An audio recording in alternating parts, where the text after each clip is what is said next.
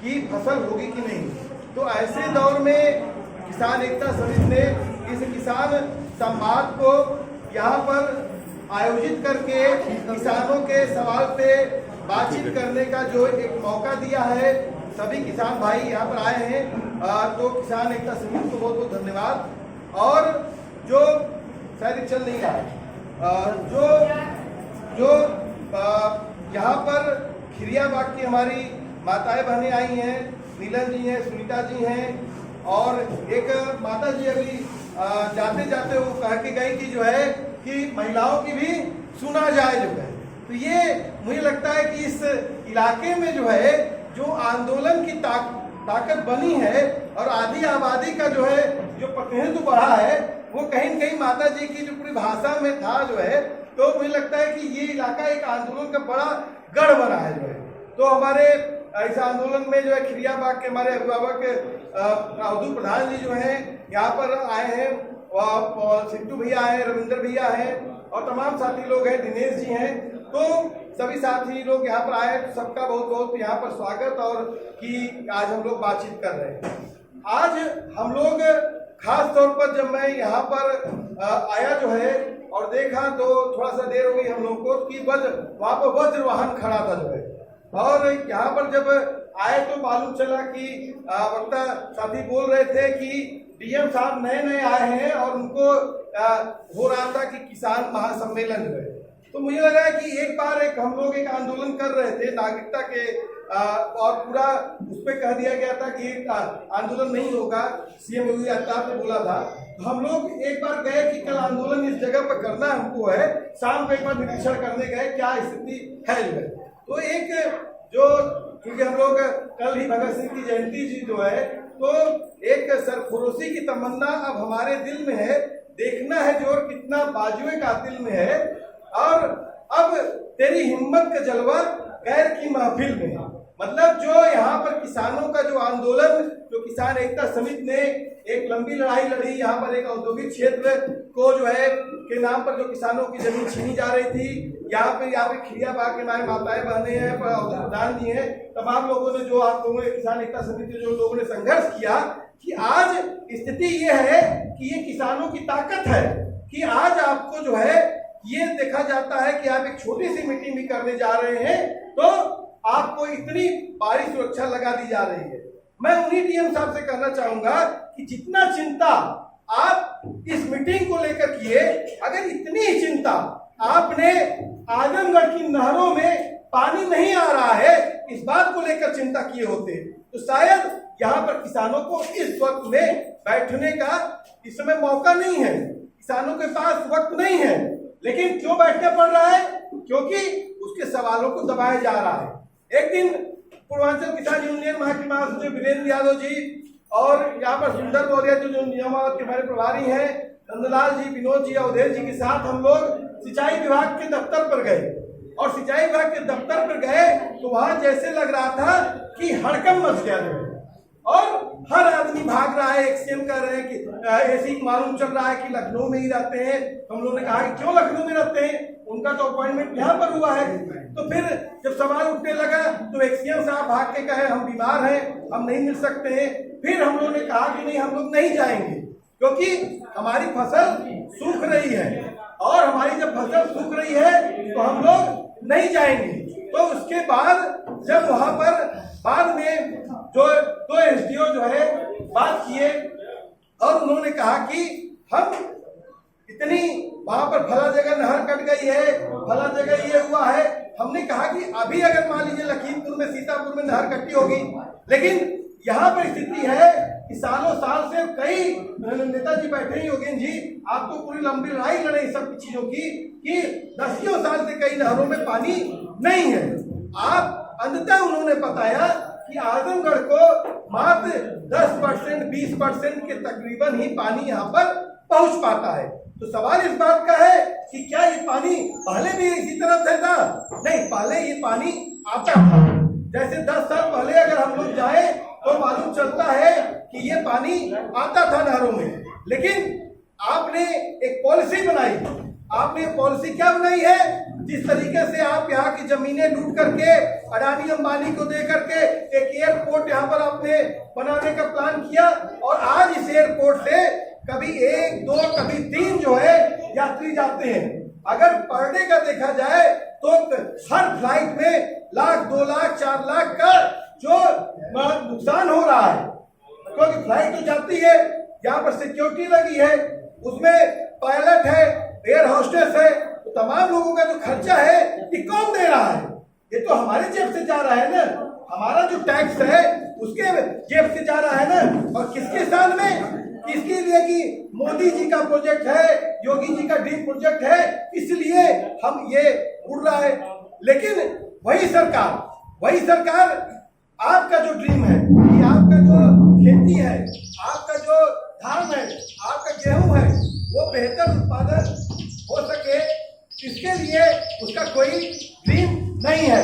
तो एक बार मुझे लगता है कि मैं किसान एकता समिति और तमाम साथियों के साथ में एक प्रस्ताव रखूंगा कि जिस तरीके से अभी हम लोगों ने फूलपुर, राजबहा और एक टांडा से जो सोफीपुर के लिए नहर गुजरती है, यहाँ पर हम लोगों को जो है एक जो है किसान जो सिंचाई विभाग यहाँ पर है, सिंचाई विभाग पर एक हम लोगों को जो है चल करके धरना देना चाहिए। और जरूरत पड़े तो हमको लगता है कि बहुत बड़ी जगह है वहां पर, वीरेन भाई कहे कि इतना बड़ी जगह है यहाँ पर, तो यहाँ और रहने वाला कोई नहीं है, हमारा कोई सवाल उठाने वाला नहीं है, तो वहीं पर एक घेरा डालो का भी कार्यक्रम चलाया जाए कि जब तक हमारे नहरों में पानी नहीं है तब तक हम कैसे हमारा जीवन चलेगा।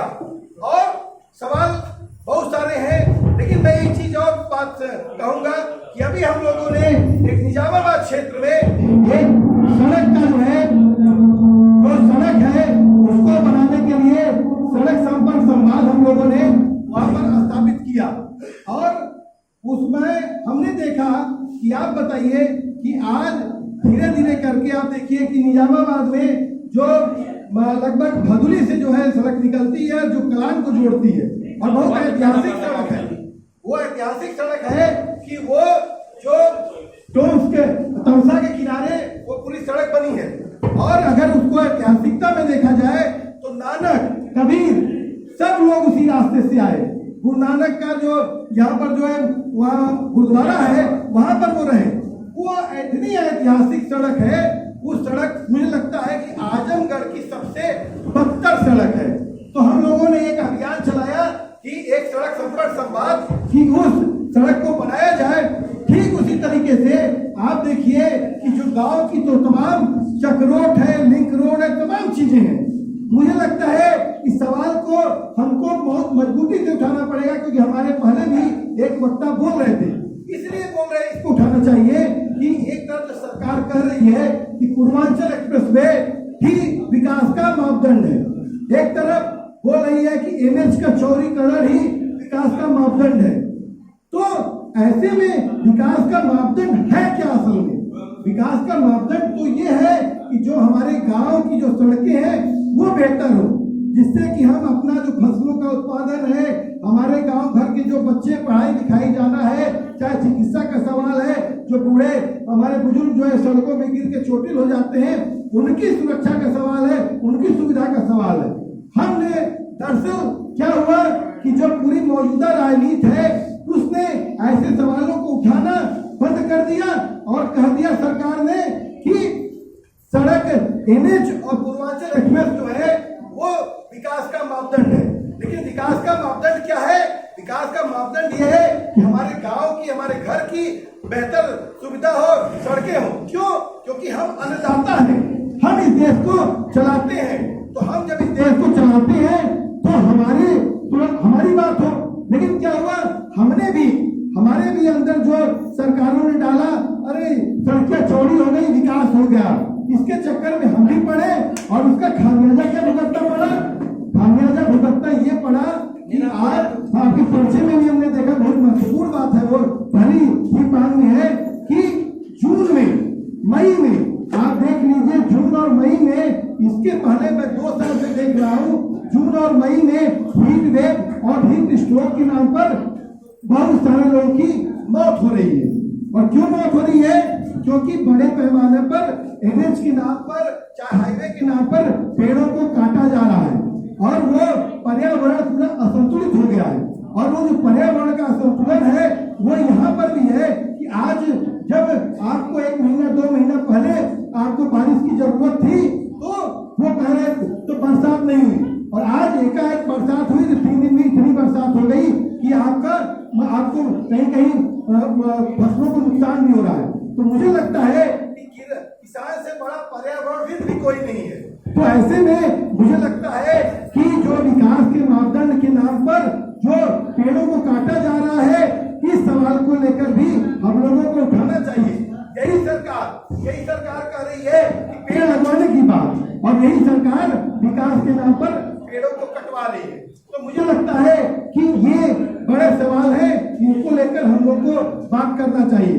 दूसरा, मुझे लगता है कि आज जब हम लोग यहाँ पर बैठे हैं और यहाँ पर हमारी खिलिया बाग की माताएं बहनें और तमाम साथी यहाँ पर आज बैठे हैं, तो मुझे लगता है कि एक बात को हम लोगों को और भी कर रखना चाहिए कि जो सिर्फ और सिर्फ जो यहाँ पर जो ये भूमि अधिग्रहण है, चाहे किसान एकता समिति ने जो लंबी लड़ाई लड़ करके सालों पहले औद्योगिक क्षेत्र के नाम पर जो भूमि अधिग्रहण को रोका था, या फिर हमारी माताओं बहनें ने जो संघर्ष करके भूमि अधिग्रहण को रोका था, या फिर अभी वीरेंद्र जी के नेतृत्व में हम लोगों ने 9 तारीख को जो है एक किसान पंचायत जो है खैरतुलपुर में किया था। उस पूरे सवाल में आप चाहिए, अगर क्योंकि बात लंबी हो जाएगी, शॉर्ट में करते हुए बात समाप्त करूंगा, कि आप चाहिए अगर देखिए कि कहीं पर भी भूमि अधिग्रहण के कानून का पालन नहीं किया गया। कहीं पर भी आप देख लीजिए कि पूरे देश में ये स्थिति है, लेकिन हम आजमगढ़ के जो किसान संगठन है, किसान भाई हैं, किसान माताएं बहनें हैं, उनको धन्यवाद देना चाहेंगे कि जो आपने अलग जगाई कि आज भूमि अधिग्रहण कानून को जब आता है सामने, जब भूमि अधिग्रहण कानून आता है तो सरकार पीछे हट जाती है। और अभी जब एनएच के नाम पर हर जगह जमीनें हड़पी जा रही थी, तो जब एनएच के नाम पर खैरतुलपुर बेलवाई वाले पूरे इलाके में जब आंदोलन शुरू हुआ, तो ठीक उसी समय योगी आदित्यनाथ का एक बयान आया और कहा उन्होंने कि एनएच 4 लेन की चौड़ीकरण के नाम पर आप किसी के मकान को नहीं तोड़ेंगे, जरूरत पड़े तो आप नक्शा चेंज कर दीजिए। ये कौन कर रहे हैं? ये योगी आदित्यनाथ कर रहे हैं। और ये किसकी ताकत पे कर रहे हैं? ये किसानों की ताकत पे कर रहे हैं कि किसान जब सवाल उठाने लगे कि भूमि अधिग्रहण कानून का आप पालन नहीं करते हैं, और दरअसल देखा जाए तो एक बड़ी न्यूज इसमें भूमि अधिग्रहण की हुई है। दूसरा कि आज अभी देखिए कि पूरा का पूरा जो भूमि अधिग्रहण में है कि जो एक बड़ा संकट है कि उसमें जो उनको पट्टा दिया गया है, जिनको पट्टा दिया गया है उनकी जमीनों को छीन लिया जाता है और कहा जाता है कि इनको तो सरकार ने दिया था, इनको जो मुआवजे की क्या जरूरत। तो सर सवाल ये है कि आप इसीलिए उनको जो है पट्टा देते हैं जो भूमिहीन थे, यही सवाल है ना। पट्टा किसको दिया जाता है? पट्टा उनको दिया जाता है जो भूमिहीन थे, लेकिन आप जो पट्टे वाले जो किसान हैं, जो मजदूर हैं, उनका आप जमीन छीन लेते हैं। तो सवाल बहुत सारे हैं, लेकिन बात यह है कि आज जो किसान एकता समिति ने यहाँ पर बातचीत रखी है, और चूंकि बहुत सारे वक्ता और बोलना है, तो मैं अपनी बात को यहीं पर समाप्त करूंगा। और इस बात के साथ कि ये जो क्षेत्र है ये बड़ा आंदोलनों का उपजाऊ क्षेत्र है, और आप इसी तरीके से किसान संवाद को जिस तरीके से आज यहाँ पर किए हैं, और अभी हमारे मौर्य जी जो है जो निजामाबाद के किसान सभा के प्रभारी हैं, वो आपको देख करके उन्होंने कहा कि भैया एक हम लोगों का किसान संवाद निजामाबाद में भी करना चाहिए। तो मुझे लगता है कि हर किसान को जो है इससे प्रेरणा मिली है, और हम संघर्ष को तेज करेंगे। जय जवान जय किसान।